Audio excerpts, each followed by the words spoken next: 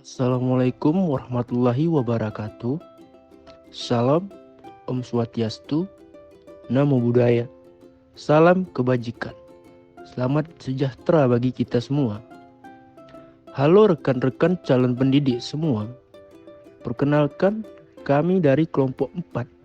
Dalam video ini, kami menampilkan hasil diskusi dalam mata kuliah pemahaman tentang peserta didik.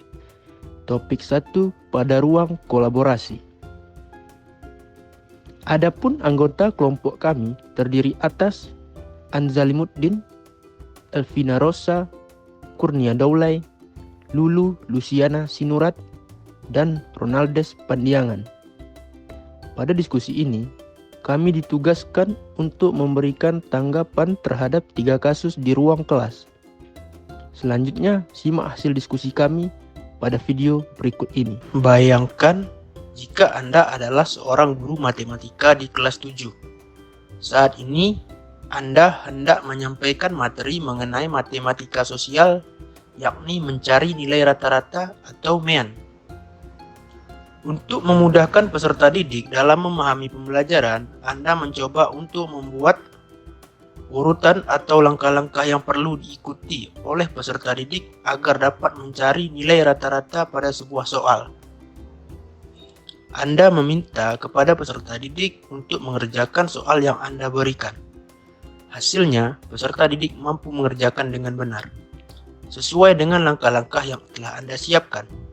Beberapa saat kemudian, Anda meminta kepada peserta didik untuk mengulangi soal yang sama tanpa melihat urutan pengerjaan soal, dan peserta didik mampu mengerjakannya dengan benar. Baiklah, di sini saya akan menjawab pertanyaan pertama dari kasus 1, yang mana pertanyaannya adalah, menurut Anda, apa yang membuat peserta didik mampu mengerjakan soal dengan baik pada percobaan yang kedua tanpa melihat urutan atau langkah pengerjaan soal? Menurut hasil diskusi kelompok kami, hal yang membuat peserta didik dapat mengerjakan soal dengan baik pada percobaan kedua tanpa melihat urutan atau langkah-langkah pengerjaan soal adalah karena adanya urutan atau langkah-langkah pengerjaan soal yang dibuat oleh guru sebagai stimulus bagi peserta didik, sehingga peserta didik telah memahami konsep dasar dan langkah-langkah dalam mengerjakan soal tersebut. Sehingga pada percobaan yang kedua mereka mampu menginternalisasikan konsep pemahaman yang mereka miliki sehingga dapat mengerjakan soal.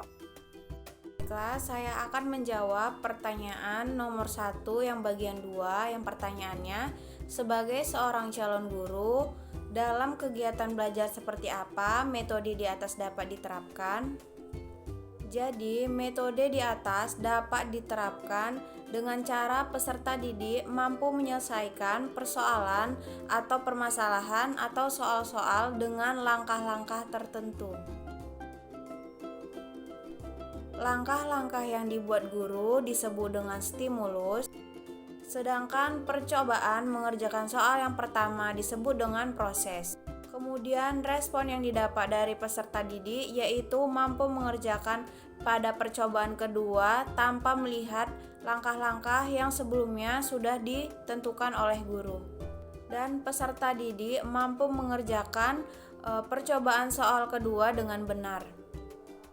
Jadi pada percobaan kedua peserta didik ini sudah memahami langkah-langkahnya tanpa melihat lagi.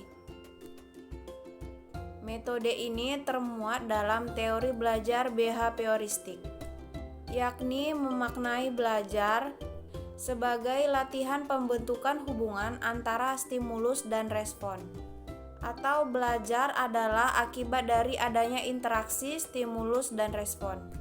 Menurut teori belajar behavioristik, apa saja yang diberikan oleh guru atau disebut dengan stimulus dan apa yang dihasilkan oleh siswa atau respon, semuanya harus dapat diamati dan diukur. Rina adalah seorang guru di kelas 1 SD. Sebagian besar peserta didiknya belum bisa berhitung dengan lancar. Rina sedang memikirkan cara yang sesuai untuk membantu setiap peserta didik menyelesaikan tantangan belajarnya. Menurut Anda, apa yang dapat Rina lakukan untuk membantu peserta didiknya sesuai dengan tahapan perkembangan usia. Berdasarkan hasil diskusi kami, hal yang dapat Rina lakukan adalah memetakan terlebih dahulu kemampuan dan pengetahuan peserta didik agar dapat mengelompokkan peserta didik yang sudah mahir dan yang belum mahir.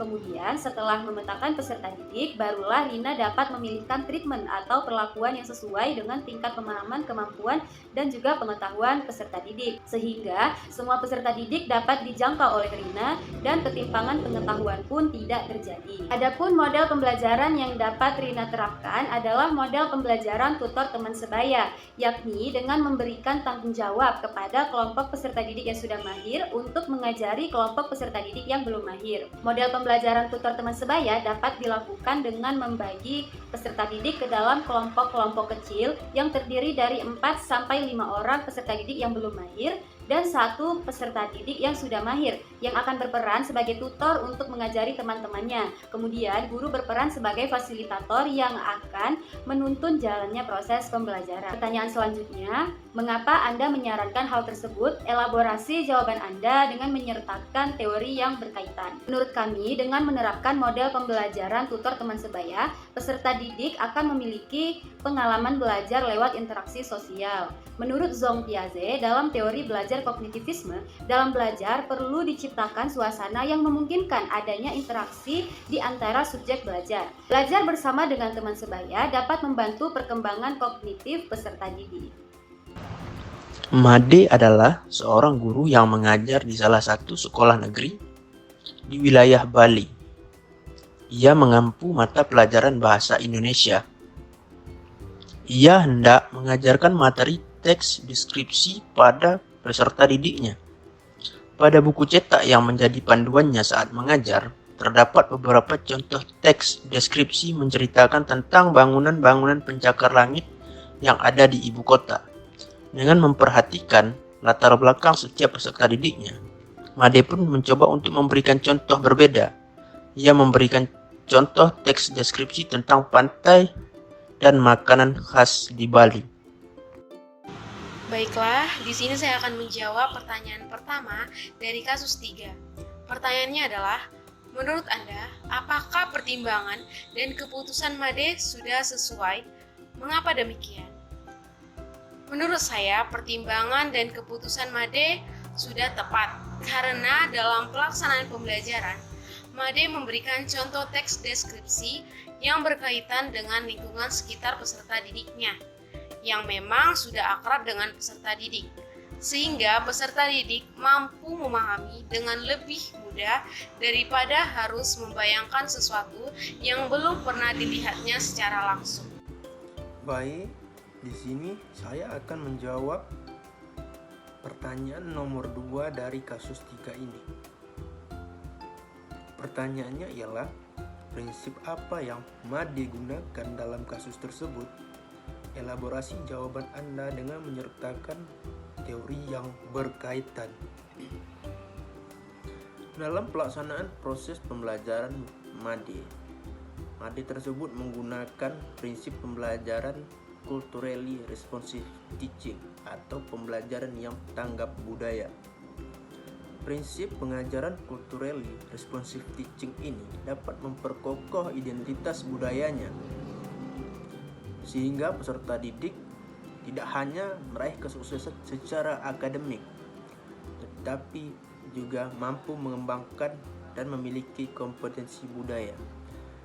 Culturally responsive teaching ini menempatkan keberagaman budaya peserta didik sebagai fokus dalam proses pembelajaran.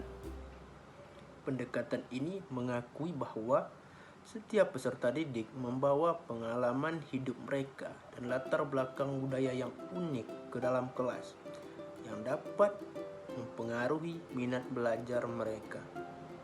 Sekian yang dapat saya sampaikan terkait pertanyaan nomor 2 dari kasus 3 ini. Jaya.